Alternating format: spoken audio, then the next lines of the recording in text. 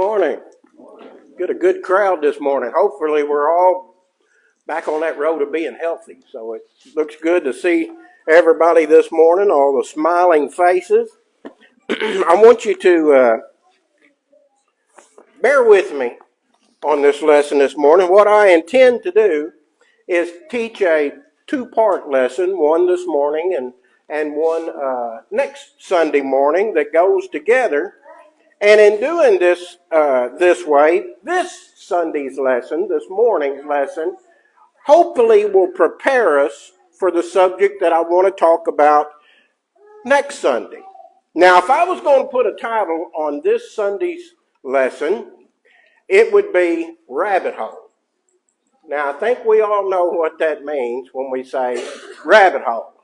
Yeah, I went down some rabbit holes in preparing actually for next Sunday's lesson, which was going to be this Sunday's lesson. I'm trying to make this just as difficult to understand as possible, which was going to be this Sunday's lesson, but the rabbit holes were so interesting that I decided to do a two-part lesson and take you through my rabbit hole search this morning. I think you will find it interesting if I can present it in a way where I don't lose you. So bear with me this morning. I hope this is not a long lesson. I certainly don't intend for it to be.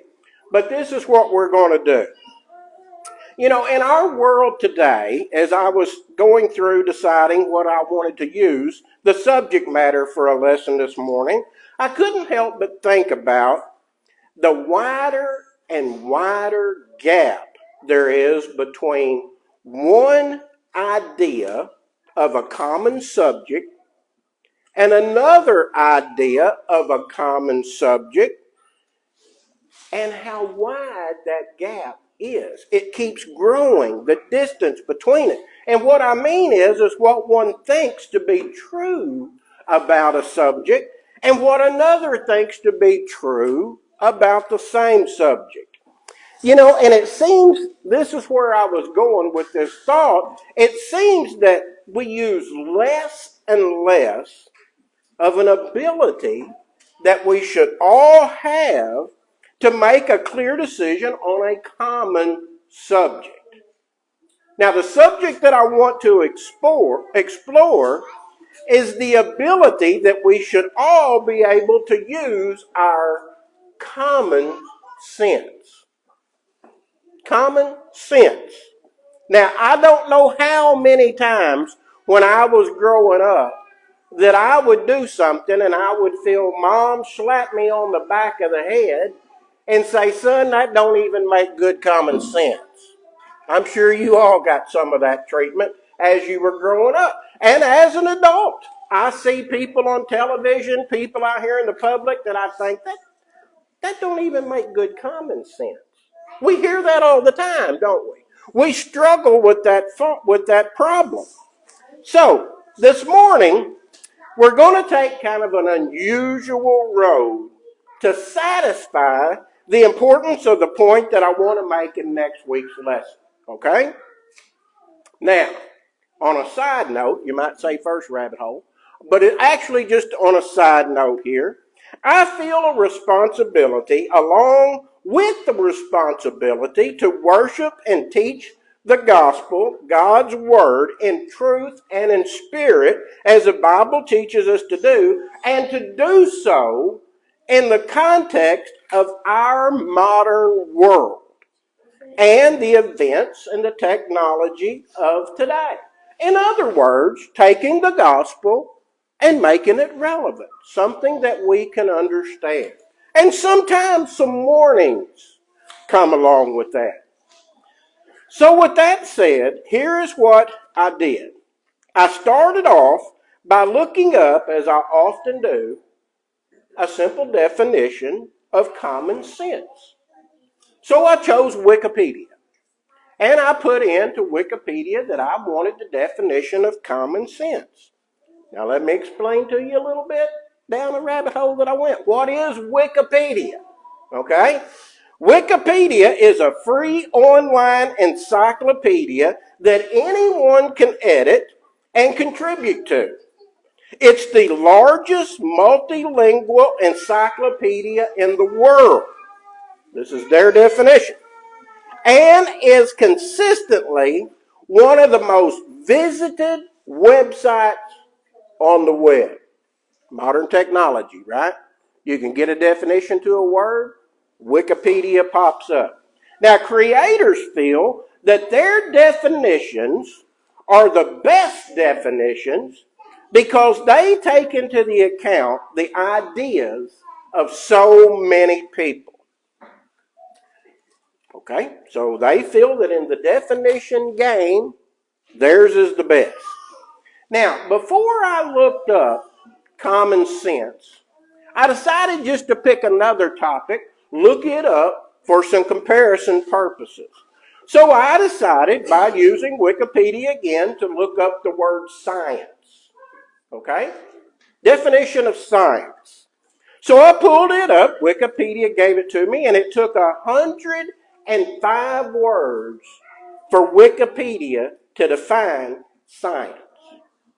105 words. That's quite a few words to define science. Big subject, big words, big definition. So I went ahead and I thought, well, let's see what Wikipedia has to say about common sense. It took 691 words to define common sense. And really, if you look at it, and I invite you all to go down these same rabbit holes, when you look at it and it gets toward the end of the definition of common science, it says that it actually could be a God-given gift. That's kind of unusual for Wikipedia to have that in there. But it was in there, that it could be a God-given gift. Now, I did not give you, if you will notice, the definition of common sense yet. I just wanted to compare there, if you will, the difficulty between what we would consider something pretty hard to give a definition of, like science, and compare that to what it took to give their definition of common sense. It took multiple times the amount of words to try to explain what common sense was. So as I was going down these rabbit holes, I decided that I would do a further study on common sense, and I wanted to use something that is quickly surpassing Wikipedia in the definition game, and has even gone into the answering a question game, and that is AI. And what is AI? Artificial intelligence. Artificial intelligence. Rabbit hole. So I went down this rabbit hole. Do you realize that our U.S. government, by August 22nd, 2022, so just a couple years ago, August 22nd, 2022, had funded, out of government funds, has funded AI by the tune of $355 million. Sounds like a lot of money. 1 year later, August 2023, the U.S. government has funded AI by $4.6 billion. That's a 1,200% increase in 1 year. President Trump has vowed to invest government funds over the next 4 years in the tune of additional $500 billion. $500 billion more. So is AI something that even as a Christian we should be interested in? It certainly is. It certainly is. When something seems to be growing that fast, we need to have an education on it. Not only as a person, as an individual, but as a Christian. Now, I'm sure some of you have noticed that and if not, I'm going to inform you this morning, but I bet you have. I'm sure some of you have noticed that when you ask for a definition, or you even ask a question, which is different than asking a definition of a word or something, Or when you do that online, the first response that shows up is an artificial intelligent answer, AI. That's what you get. Well, that started in May of 2024. So it hasn't even been a year yet. So if you're not a big computer person and ask a lot of questions on the internet, you may not have realized that. So pay attention. When you put in something, used to, if you put in a question, this is how it worked. When you put in a question, you got all of these different websites that had mentioned that question, and you went through all of those until you found one that kind of answered the part that you wanted to read about. Well, it's different now. When you put in a question, you get an answer. You get an answer to a question, and it says that this is AI's overview. Here is AI's overview of what you asked. And you get this answer, in my understanding, as it looks like, instantly. It'll answer that question. Now, according to AI itself, it has an answer capability for up to as high as 85% of any question you want to ask. It'll give you an answer almost instantly. Now, rabbit hole. Here's how it works. Here's how AI works. What AI does, and folks, let me tell you, I simpled this way down. Here's how it works. AI looks at all of these websites that you used to look at to see which one is describing what you wanted to read about. It looks at them all that pertains to the question you're asking. And then within each one of those websites, it looks at what AI considers to be relevant and looks those up and then applies that to an algorithm, puts it all together almost instantly, and here's your answer. Now, if you want to know what an algorithm is, we'll have to wait that till after church. I'll explain that in the back if anybody wants to know. I sure hope nobody wants to know. But that's how AI works in a nutshell, you might would say. So it's using snippets, as it calls it. It calls each one of those website snippets, and then snippets within the website, combines it all into an overview, applies it to an algorithm, and gives you an answer. Okay, so here's what I decided to do. I decided instead of giving the Wikipedia definition of common sense, I'd give you the AI definition of common sense. Sounds more sophisticated, right? Bound to be a better explanation. So here's what AI is. As a matter of fact, I'm just going to read that from my phone. Here's what AI says. When you ask it to define common sense, it says AI is not yet able to define common sense, but it is a field of active research. Common sense is a challenging type of reasoning for AI because it is difficult to articulate and encode. So AI didn't even attempt to define common sense. Now, I found that really interesting and a little confusing of why AI could not define common sense. Now, as you're letting that sink in, I want to go down just a little bit further. And it says, here's what we are doing. Here's the research we are conducting so that one day we can define common sense and have common sense. Here's what they're doing to research this. And one of these will stick out at you. We are using large language models to reason about common sense. We are using crowdsourcing to help AI learn from experience. We are using natural language processing to help AI answer questions. We are developing computational methods that mimic child cognition. We are developing a knowledge repository that can answer questions about common sense phenomena. Now, I want you to think about this.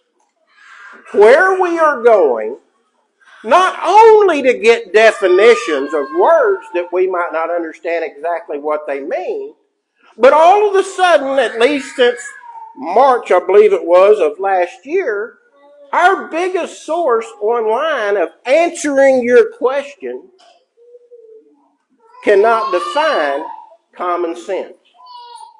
Not only can they not define common sense, but it says they can't develop common sense. And so therefore they have no common sense. That's where we're going for our answers.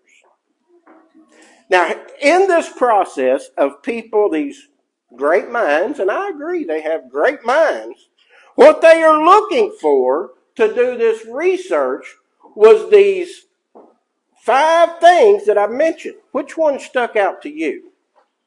The 4th one, right? Developing computational models that mimic child cognition. Developing computational models that mimic child cognition. What is child cognition? It is a process by which children learn to think, to reason, and to understand the world around them. That is what their intent, their goal, is teach a machine to do. Is to think, to reason, and understand the world around us. As rewarding as AI is, and it is, it can answer a lot of questions. Well, 85% supposedly of the questions you would ask. As rewarding as all of that is, I'm afraid this ability that they're after is a hurdle that they will not clear. This is something that they are not going to be able to do. Now, I'm not going to stand up here and tell you that at some day they won't claim to have done it. They may very well claim to have achieved their goal of building a machine that can think, reason, and understand. But remember one word in their goal. Did it stand out to you? Mimic. That will mimic what a child does. You see, a child does learn. A child can think. And a child can become to understand. But even Wikipedia hit on it, back at the final of their definition, that it is possibly a gift from God. And that's exactly what it is. You know, this intent to do this reminds me of a warning from the Bible that we talked about this morning, and it was the reading in Thessalonians 2, 3, and 4. Where it talks about what is being discussed there is the Antichrist, in a sense. It is talking about a particular person who was Antichrist there. And it talks about that this person would put themselves above everyone on earth and set them in the temple where they would claim to be God. Now, we've had lessons on those very verses. But if you want to go down your own rabbit hole, punch that in and see what AI says about that. What the Bible is talking about there. And we can start to see the dangers of using this. In our study that Aaron is doing, we are looking at the Scofield Bible and how much damage, how much influence it had on the general public. And we can clearly see that. I'm telling you now that if this stays on the same track, even though that it is not the intention maybe of the inventor, the writer of AI, however this algorithm works, this is the next Scofield Bible. Now, as I went down these rabbit holes, I put in a lot of Bible questions And I'm going to tell you, actually, I was surprised, and I encourage you to do the same thing. I was surprised at some of the correct answers that it gave that I would have considered to probably be contrary to what a lot of people that we would talk to that would give you the answer. It actually gave the right answer. But on this one, it does not. And so therefore, I assume it does not on a lot of others. So my encouragement to you this morning, as you get familiar with this, be very careful. It's just like you having a Scofield Bible and thinking that what is written in the margin was written by the writers of the Bible. It is not. Be very careful as you go through and as you read those things. Some of the things are so handy. Did you realize, and I don't know how this works, but that you can take and you can use AI. I think you have to have a app to do this, but you can actually tell AI, write me a lesson on Jonah. And it'll prepare you a lesson and spit it out. Catherine's shaking her head. She's seen that kind of thing. From what I understand, the school system's kind of fighting this whole deal. Because it makes all these people in the back row back here that are young, y'all might have got to experience some of that kind of stuff. Used to, if I was going to cheat, you had to know who was smart and who wasn't. So I made that a common practice. Didn't you, Dwayne? You know, to know who was smart and who wasn't. But it's awful easy now to take anything AI says as the gospel, as we might say. And it is not the gospel.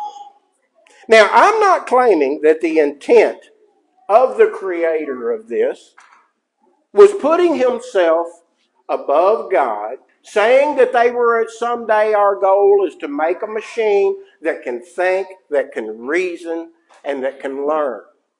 I'm not saying that they had wrong intentions of that or that they were trying to put themselves above God, but I want you to understand there's people who will be using this as well.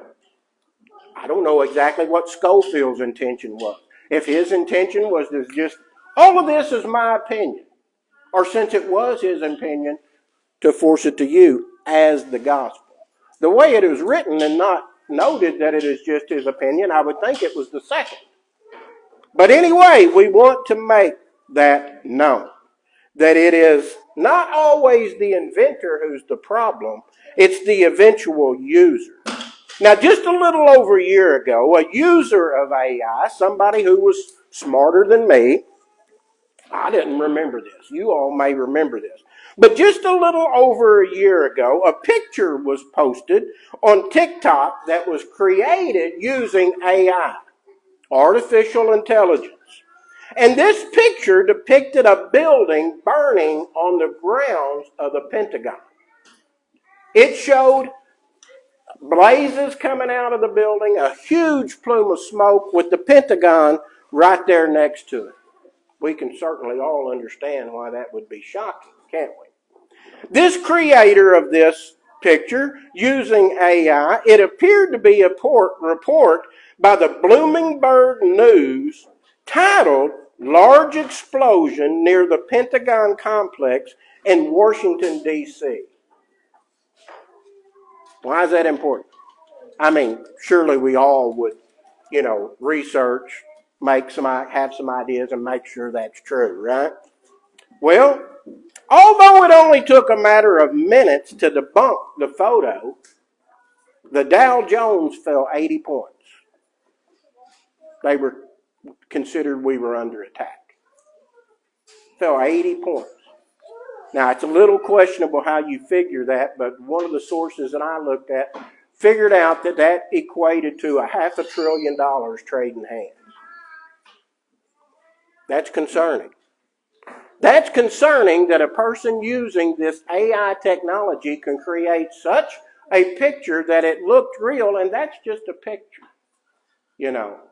So what can be done to hinder our efforts in being a Christian? Your imagination is the only thing that would put a limit on that. You see, AI is a great tool. There's no doubt that it is a great tool, but certainly can be used for evil. Let's say that I was watching you and I was watching Andrew here, and Andrew was having a steak for supper, and he was taking his knife and he was trying to cut this steak, and he couldn't quite cut it, so I handed him a knife. And I said, here's a steak knife. Well, that tool certainly made his job easier, didn't it? Man, he can cut that steak and go to town now. What a great tool. But he also can take that knife and stab and kill the person behind it. So you see, we have to understand that a tool can be used for good or a tool can be used for bad. But if we don't educate ourselves on it in the beginning of it, it gets much harder to educate ourselves on it because we have formed opinions. So, let's be very aware of that. Let's be very aware of where we receive our information, where that information originated from. Think about how AI gets its answer. Even in getting its answer, it is mimicking other people's ideas. It is mimicking people's ideas. Be aware of where that information originated. And what we do with false information is very important. And the importance starts with understanding that this may be false. Now, more important is what we do with the truth. What we do with the truth is of major importance. You see, what we do with the truth is crucial to our lives and to life hereafter. So let's look at a few questions for next week's lesson, okay? Let's look at a few questions that we could have that we really want to answer in next week's lesson. How about, can the Bible define common sense? Or does it even try to define common sense? Where does our common sense come from? Can the Bible answer where our common sense comes from? And where we should look for it? We'll investigate that. Does God expect us to use common sense? Is good common sense common? And that's one to really think about. Is good common sense common? By definition, it should be. Is common sense inherent or learned? That's a good question. Does the Bible answer that? And do all these young kids that we are so blessed with here in this audience, do they already have it? Do they already have good common sense? And will the Bible talk about that? I want to thank you for your attention this morning. I hope this wouldn't be a long lesson because it's really a series of rabbit holes. But I thought it was very interesting as I was putting all of this lesson into context, which is going to be on raising our children and understanding what the world is like today when they look for answers. Do we have any responsibility in that? Maybe we don't. We'll discuss that next week. If you're here this morning and you are not a Christian, it is crucial that you become a Christian. It is crucial that you become a Christian. And we'll go a little further in that next week. In order to become a Christian, you must hear God's word. You must believe it, you must repent, you must confess, and you must be baptized. Now, there may be those of you here that consider yourself to be a Christian, but you have not done this. You have not taken these steps. Well, the Bible tells you you are not a Christian if you have not done this. You are deceiving yourself. It is very important that you do these things. And I am always available to you to answer and to talk about this subject. Algorithm, you're going to have to go somewhere else. But this we can talk about, and we can understand what God would have us to do to become a Christian. Maybe you're here this morning and you need the prayers of the congregation. Maybe there's things going on in your life that you will be surprised that so many of us have in common. We can talk about those things. We can pray for you. We can give you encouragement, and we can help you fix those things. If there's anything at all that we can do for you this morning, let us know as we stand and as we sing.